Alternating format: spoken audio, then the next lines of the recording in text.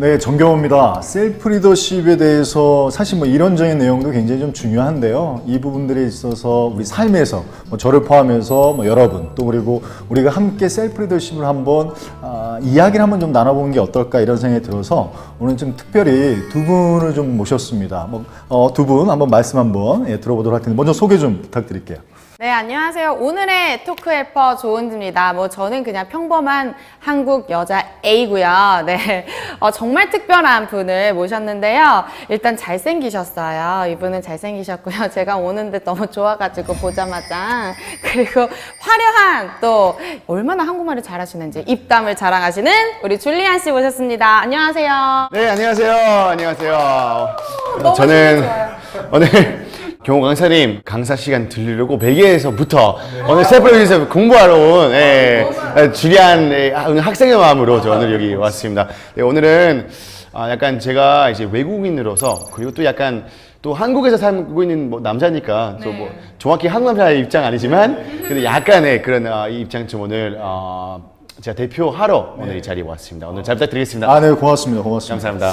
참고적으로 말씀드리지만 저는 강사로서 셀프 리더십을 이렇게 강의하는 사람 입장에서 제가 멘토도 아니고 저는 선생님도 아니고 우리가 서로가 선생님인 것 같아요. 그래서 이 시간을 통해서 서로 한번 깨달음을 한번 좀 나눠봤으면 좋겠는데 이 셀프 리더십에 대해서 보통의 경우에는 이렇게 너무 너무 이론적이고 개념적으로 이렇게 어렵게 생각하시는데 간단하게 말씀드리면 자기 경영, 자기 관리, 자기 목표, 자기 긍정 이런 부분에 있어서 개인에게 좀 집중을 하자. 그래서 이걸 이기적인 것과 개인적인 어떤 이데올로기적인 부분으로 생각하실 게 아니라 나를 진단하고 나를 들여다보시는 것이다. 이렇게 생각하셨으면 좋겠어요. 얘기 좀 한번 나눠보시죠. 두 분은 좀 어떠신가? 그러니까 예를 들면 정말 내가 셀프 리더십에 있어서 온전한 자기 주인으로서 잘 살고 있다. 이렇게 생각하시나요?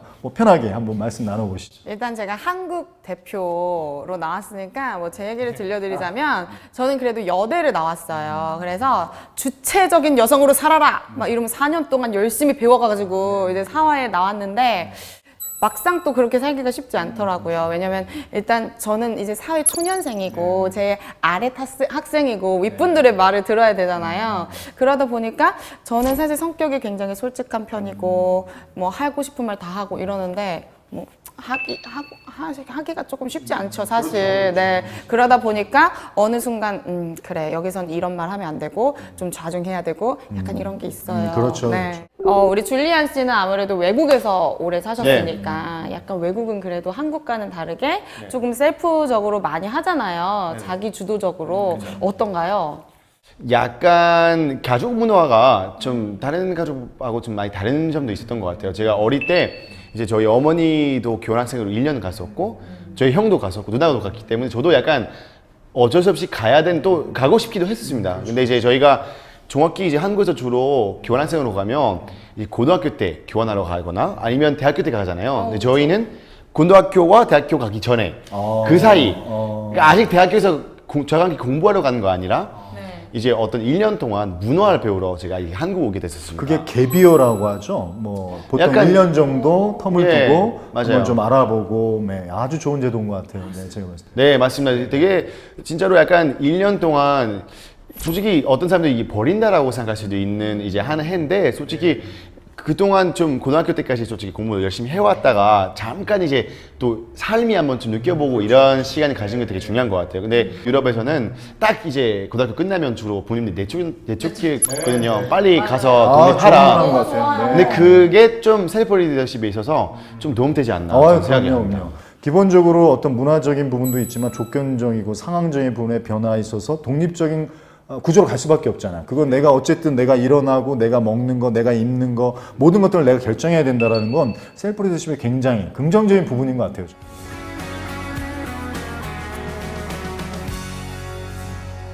자, 그럼 셀프 리더십에 대해서 저는 가장 중요한 어떤 프로세스가 있다면 자신에 대해서 진지한 질문을 던지는 거라고 생각합니다. 그래서 질문이 너무너무 중요해요. 왜냐하면 셀프 리더십은 끊임없이 나를 들여다보셔야 되는 거군요. 나를 진단하시고 나를 들여다보시고 나의 질서를 잡는 거. 그러면 그 부분에서 가장 좋은 질문이 뭐가 있을까라고 생각을 해보면 저는 막연하고 모호할 수도 있지만 나는 누구인가라는 질문을 받으면 과연 두 분은 뭐라고 답변하실 수 있을까요? 자, 다시 한번 여쭤볼게요.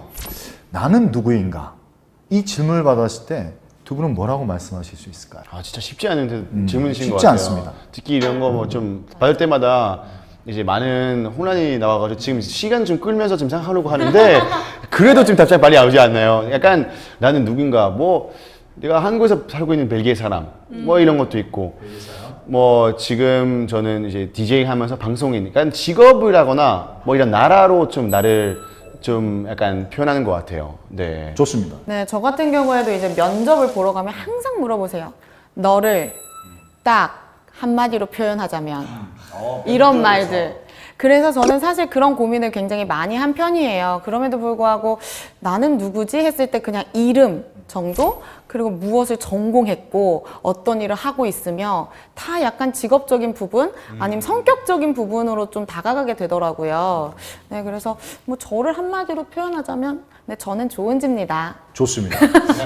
뭐 정답 없고요. 각자의 해답이시고 각자의 깨달음으로 말씀하시는 건데 놀랍게도 두 분은 굉장히 건강하신 편이세요. 30대나 40대 분들한테 말씀을 여쭤보면 당신은 누구십니까? 나는 누구있냐라고 답변을 한다라면 뭐라고 답변하시겠어요? 그러면 가장 많이 나오는 게 전 애기 아빠예요. 누구누구 아빠예요. 여자분들도 마찬가지입니다. 누구누구 엄마예요. 결론은 굉장히 관계 중심의 대화법에서 우리나라 문화가 많이 섞여져 있다고 생각이 듭니다. 존재적으로 표현할 수 있으려면 그 부분에서 나에 대한 부분에서 뭔가 진단이 있어야 되는데 거의 없었다는 얘기죠. 다 누군가를 위해서 계속해서 저는 그래서 내 삶의 주인으로 산다 이 얘기는 쉽지 않습니다. 그렇다면 이제 보시는 분들이 그러면 내가 셀프 리더십을 좀 실천하기 위해서 가장 먼저 해야 할 일이 나는 누구인가에 대한 질문을 던지는 거라고 하셨잖아요. 근데 사실 그것도 쉽지 않으니 그게 쉬운 질문은 아니니까 어떻게 뭐 내가 잘하는 게 무엇이고 내가 약한 점이 무엇이고 이런 것부터 좀 생각해 보면 좋을까요? 그렇죠. 네. 저는 이제 줄리안 씨께 네네. 질문을 드릴게요. 본인의 강점은?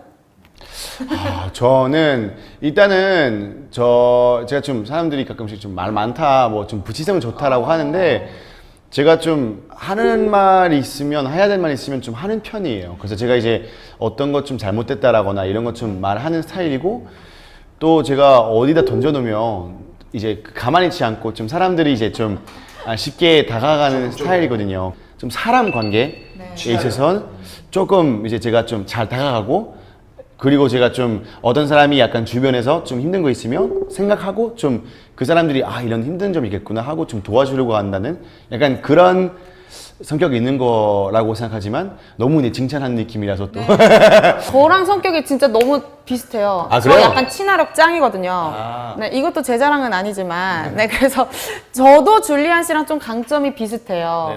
네, 저도 약간 솔직한 편이라서 이게 아니면 아니고 지금 말한 것처럼 뭐 선생님 너무 말씀이 기세요. 조금 짧게 해주세요. 이런 것도 사실 말하고 싶고. 진짜로? 네, 진짜 말하고 싶었던 거죠? 그런 솔직함 그리고 약간 친화력이 있다는 점이 강점인데 그러면 이렇게 저희들의 강점을 이제 발견을 했잖아요. 근데 보시는 분들은 사실 그것도 쉽지 않으실 거예요. 그렇죠? 내가 뭘 잘하지? 내 성격이 어떤 사람이지? 이런 게 쉽지 않을 텐데 그런 거를 혹시 찾을 수 있는 방법도 있나요? 뭐 여러 가지 진단 검사도 있고 뭐 여러 가지 다양한 방식이 있는데 근데 두 분이 지금 공통적으로 느꼈을 텐데 강점을 얘기하니까 분위기가 계속 업이 되죠. 그죠? 왜냐하면 긍정적인 요소거든요. 강점이라는 건 내가 누군가한테 인정받을 수 있고 존중받을 수 있는 굉장히 좋은 면을 이야기하는 것만 자존감이 높아지죠. 자존심과 상관없이 자존감이 높아진다. 벌써 이 두 분이 강점을 얘기하면서 내가 굉장히 그런 부분에서 잘했지 이 긍정의 모드로 가는 거. 이 질문 하나 자체가 그렇게 파워가 있습니다. 그러니까 제가 최근에 이제 그 다큐를 봤었어요. 이제 사람에 대한 다큐인데 제가 되게 좋아하는 프랑스 사진작가 했던 다큐거든요. 그냥 사람을 전 세계에 있는 사람들 그냥 일반인부터 뭐 엄청 부자인 사람들 뭐 장애 있으신 분들도 정말 다양한 층 이제 편견 없이 다들 인터뷰를 해서 검정색 배경에다가 그냥 이제 던져놓고 질문 던진 거예요. 뭐 사랑이라는 게 뭐야? 마지막에 나왔던 질문 저는 아직까지는 너무 기억나는 게 질문 아니고 대답이 거기 나왔던 여자분이 인터뷰 다 끝나고 이렇게 말했어요. 내가 오늘 이런 질문 받으니까 갑자기 내가 존재감도 이제 이유가 있었구나. 너무 나를 돌아보지 않았다는 느낌이 있는 거죠. 왜냐면 질문 잘 안 받잖아요. 일반 특히 회사 다니다 보니까 나에 대한 질문. 뭐 주로 뭐 PPT 뭐 끝났니? 뭐 이런 거 끝났니? 이런 거 하겠지만 업무적인 거 하지만 정말 나에 대한 얘기 안 하잖아요.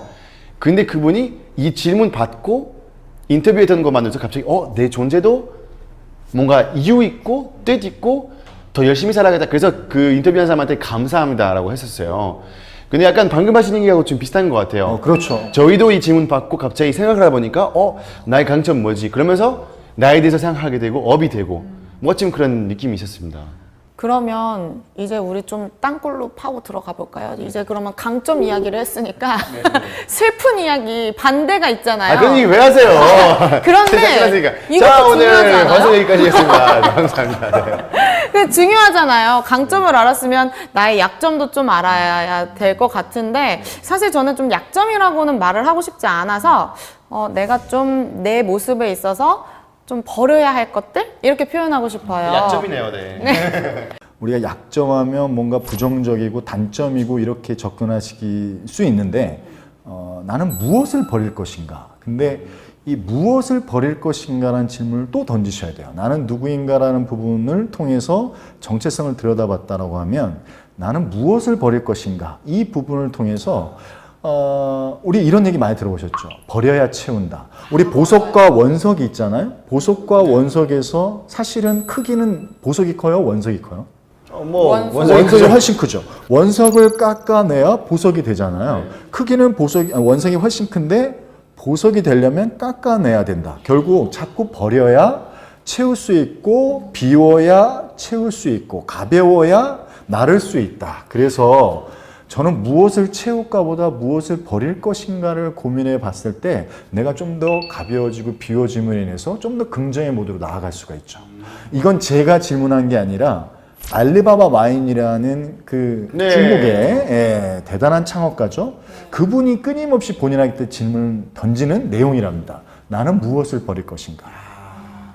그래서 이 두 가지에 대한 부분들을 한번 생각해 보시는 것도 너무너무 중요한 셀프 리더십의 과정이 아닐까 이렇게 생각을 해요. 뭘 버리고 싶으세요? 야, 너무 솔직한 걸 좀 버려야 된다. 약간 왜 여자들이 너무 내숭 없이 그러면 또 남자들이 싫어하더라고요. 그렇죠? 뭐 글쎄요. 어떤 남자들이 다양하기 때문에 뭐 좋아하는 사람도 있을 겁니다. 줄리안 씨는 어때요? 막 이러면서 접근하죠.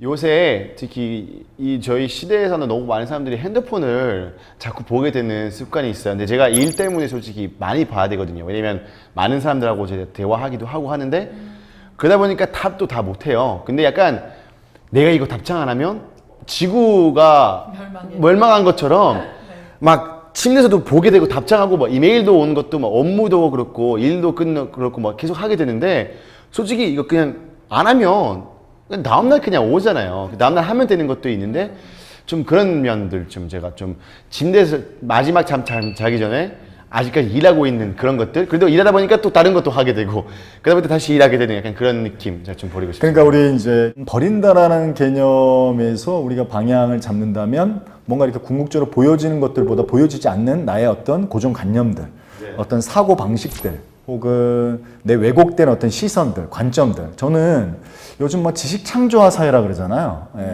창조화 사회의 핵심의 키워드를 곰곰이 생각을 해보면 창조적으로 살려면 자꾸 버려야 돼요. 그러니까 기존의 고정관념을 바로면 절대로 창조적으로 살 수 없어요.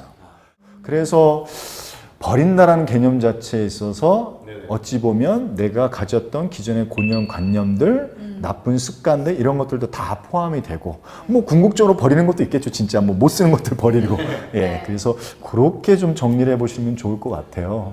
그럼 어떻게 오늘 더 얘기를 하고 싶은데 네, 그렇죠? 오늘 이야기는 그래도 좀 쉽지만 가장 어려웠던 얘기가 아닐까 싶은데 이렇게 한마디로 좀 정리를 해주시면 좋을 것 같아요. 뭐 여러 가지 표현들이 있지만 버려야 채운다 이 마지막으로 이 메시지를 좀 드리고 싶어요. 자꾸 내가 무엇을 채울 것인가를 고민하시기보단 내가 무엇을 자꾸 버릴 것인가 생각하시다 보면 그 안에서 내가 보이기 시작하실 것이고, 그러면 내가 좀 더 가벼워지고, 우리가 여행을 잘하는 사람들 보면요, 절대로 오랫동안 가방을 싸지 않아요. 굉장히 간단하게 5분에 10분 만에. 그런 사람들이 여행을 참 잘해요. 맞아요. 우리 인생이라는 여행을 잘 하시기 위해서는 좀 더 가벼워질 필요가 있고 좀 더 심플해질 필요가 있지 않을까. 네, 이 영상을 보시는 여러분들도 오늘 딱 정말 좀 좋은 포인트라고 생각을 하시고, 아, 이 영상을 보게 된 내가 너무 감사하구나라고 생각해 보시면서 내가 누구인지, 나 지금 나의 삶의 주인으로 잘 살고 있는지 한번 생각해 보는 시간을 가졌으면 좋겠습니다. 오늘 너무 즐거웠어요. 저희 또 볼 수 있는 거죠? 네. 자, 고생하셨습니다. 네, 감사합니다. 봐봐.